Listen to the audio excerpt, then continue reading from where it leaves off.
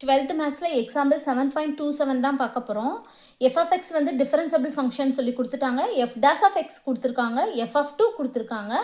Maximum values of F of 7 வந்து கண்டுபிடிக்க சொல்லியிருக்காங்க. இப்போ நம்ம கொடுத்துருக்கதை எழுதியிருக்கோம். எஃப் ஆஃப் எக்ஸ் வந்து கண்டினியூஸ் டிஃபரன்சபிள்னு சொல்லி எழுதிக்குவோம். இந்த 2 பாயிண்ட் எழுதுனதுக்கப்புறம் எஃப் டேஸ் ஆஃப் சி வந்து கண்டுபிடிக்கணும். அதுக்கு இதுதான் formula.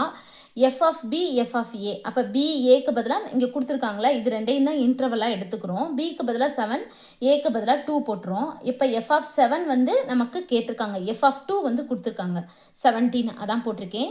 F dash of C, அப்போ இந்த 5 வந்து இங்கே போகும். எஃப் டேஸ் ஆஃப் சின்னான்னு அதுவும் கொடுத்துருக்காங்க. Less than or equal to 29. அதை தான் இங்கே எழுதியிருக்கோம். சரிங்களா? அதாவது இதை வந்து இங்கே எழுதிட்டு இதை இங்கே எழுதியிருக்கோம். 5 அப்படியே போட்டிருக்கோம். இந்த எஃப் டேஸ் ஆஃப் சிக்கு பதிலாக 29, இந்த ஈக்குவல்ட்டை வந்து less than or equal to மாற்றணும். அவ்வளோதான், வேறு ஒன்றும் கிடையாது. இது ரெண்டையும் மல்டிப்ளை பண்ணி ஆட் பண்ணிங்கன்னா 162. இது வந்து என்னென்னா 162, அதை விட கம்மியான வேல்யூ தான் எஃப் ஆஃப் 7. அப்போ நம்ம 162 தான் மேக்ஸிமம் வேல்யூன்னு சொல்லி எடுத்துக்கலாம். அவ்வளோதான் சம். தேங்க்யூ.